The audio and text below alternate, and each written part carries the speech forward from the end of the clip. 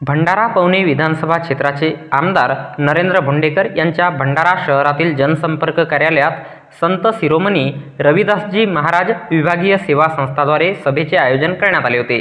समाजाचा विकास हवा असेल तर समाज बांधवांनी एकत्र या आणि सामाजिक बांधिलकी जोपासा असे आवाहन आमदार नरेंद्र भोंडेकर यांनी केले।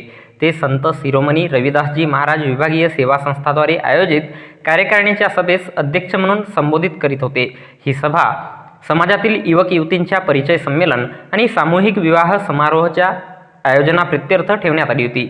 या सभेचे औचित्य साधून बेटीचे मान नारीचा सन्मान या अभियानाला सुरुवात करण्यात आली। भंडारा शहरातील आमदार नरेंद्र भोंडेकर यांच्या जनसंपर्क कार्यालयात दिनांक 12 मे 2024 रोज रविवारला दुपारी 4 वाजता या सभेचे आयोजन करण्यात आले होते।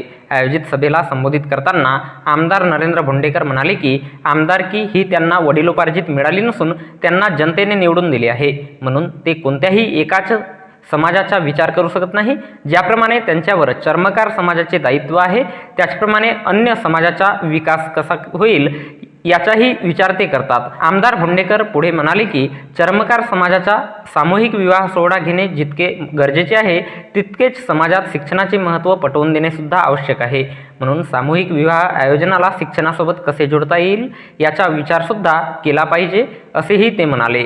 कार्यक्रमात प्रमुख अतिथी म्हणून संस्थेचे पदाधिकारी सुरेश अवसरे, राहुल बावणे, नायब तहसीलदार मुकुंदराव खवास आणि सुषमा पवार मंचावर उपस्थित होत्या। सभेचे औचित्य साधून संस्थेच्या पदाधिकाऱ्यांना कार्यकारिणीचे नियुक्ती पत्रक आमदार नरेंद्र भोंडेकर यांच्या हस्ते देण्यात आले।